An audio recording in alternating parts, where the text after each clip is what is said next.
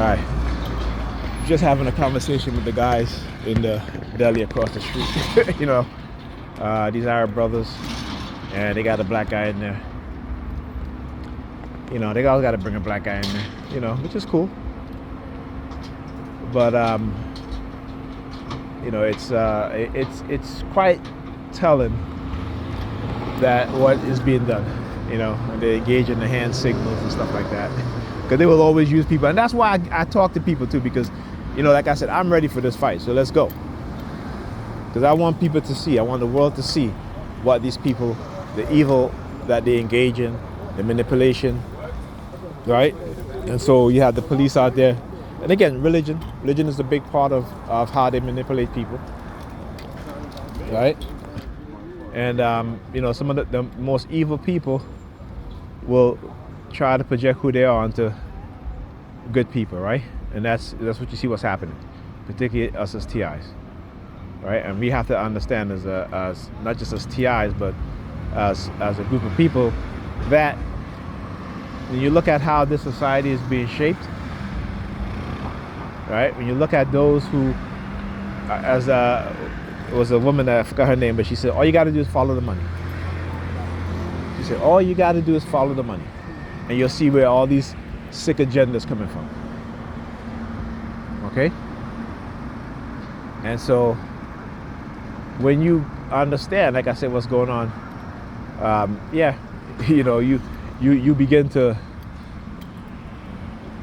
hopefully you'll begin to see and speak out and, stand up. Because what they want to do is to silence all of us. Like I said, you look at how they manipulate Black Lives Matter movement.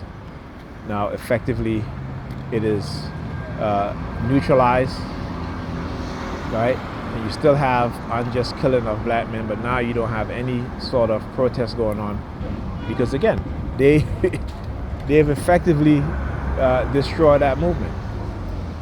Okay, from its founding members engaging in using the money that was donated to them for their own selfish gain.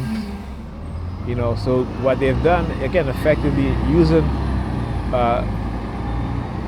the white feminist agenda and conditioning the minds of these black women, because they were black women, lesbian women. Okay, I mean, this is who they want to show as the face of the nuclear black family, right? So why don't they show that as the face of the nuclear white family? Why don't they show that as the face of the nuclear Hispanic family? Why don't they show that as the face of the nuclear Arab family, right? Why don't they show that as the face of the nuclear Asian family?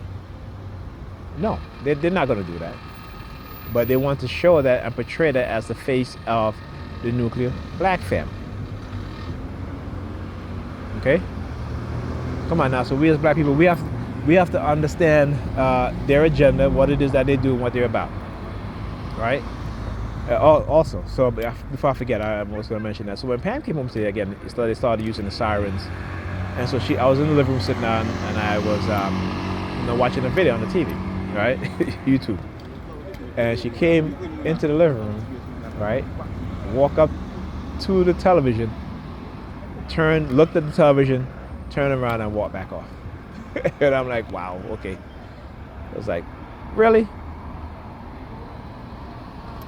So I said to myself, yeah, I know what kind of night this is going to be, So I went into the kitchen and see what she's going to do. And she kept looking at my hands to see if I was going to do any hand signals. And, I was just looking. And when I raised my hand, because I went to put a cup in a sink, she turned around and looked out the window.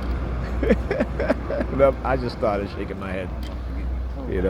I just started shaking my head because, again, I know what it is that they're doing. Okay? And that's fine. But like I said, she's not concerned about these kids at all.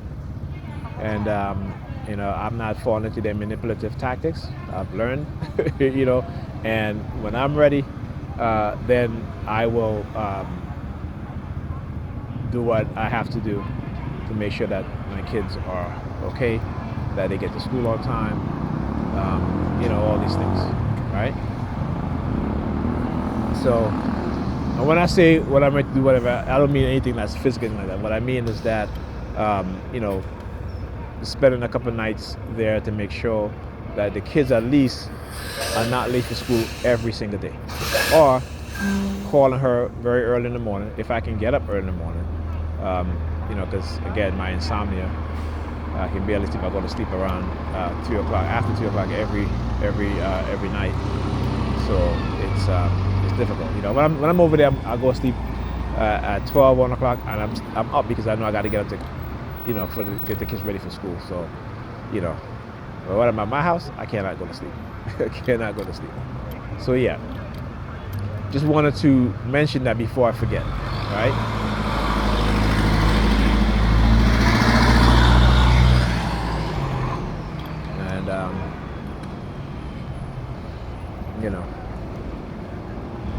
Yeah.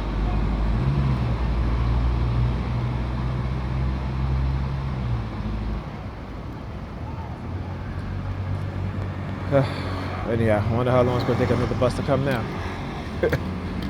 But anyhow, so like I said, they are going to keep doing what they're doing in order to not be held accountable for the non-consensual illegal experimentation, the illegal microchipping of a person, inserting foreign objects into the mind of a person. And it's funny too, because you hear these religious people talk about only God can manipulate their mind, only God can control their mind, right? and it's the funniest thing, because some of them are well aware of these things, right? But you know what they'll say? Well, they'll say, well, it's God's will, right? Really? But the people that's doing it don't believe in your God. They'll tell you that they believe in your God. No, they just tell you that because they want to rule over you and control you, right? But they're not following anything of the Bible. That's why you're not following anything of the Bible. All right? Like I said, that's why they don't follow the teaching of the so-called Jesus. Right? What they follow is the Pauline doctrine. That's called Christianity. At least modern day Christianity. Because we know the people who call themselves Christians and back then were not these so-called Romans, right? But we know that they were Greek, right? And they worship the Greco-Egyptian god Serapis, right? The followers of Serapis are called the Bishop of Christ, and the followers of Christ, Christian. Okay? But many people don't understand history, and they think the Bible is history. The Bible is not history. And when black people try to claim that the Bible is their history, no, it is not your history. You might be in there, but it is not your history. Okay? It is not your history. So stop with the nonsense. All right? And I don't care, you can make Jesus black all you want. All right? Because I've done that. Okay? until I knew better, and I found out. Okay? So there you go. Don't fall for the okie doke. Remember, all right? Christianity started in Egypt, right? Where the population there were primarily black Africans. Just like how you have black people within the Catholic Church today. You have black people in the Mormon religion. You have black people in the Scientology religion. It's the same back then. Okay?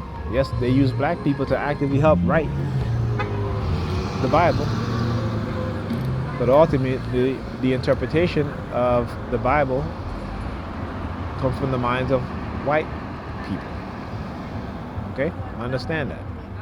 Come from the mind of white people. Not black people. Okay? So, go and read your own history, your own cultural history, and you'll find out and you'll see the truth. But I know it's a hard thing for us to do, because we've been indoctrinated into thinking that African spiritual belief system is one that's witchcraft and voodoo, when these people will sit up in church, talk about drinking the blood of Christ and eating the flesh of Christ, right?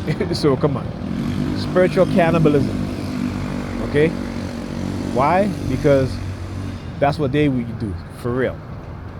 All right? There are more cases of cannibalism in ancient Europe than anywhere else.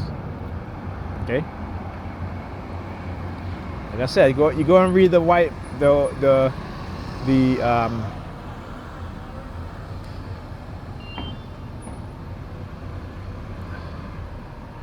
Iceman Inheritance by Michael Bradley.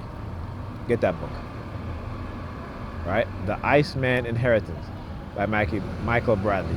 It is European aggression and misogynistic in the Western world. I think it's what it's, I know it's called the Iceman Inheritance, right?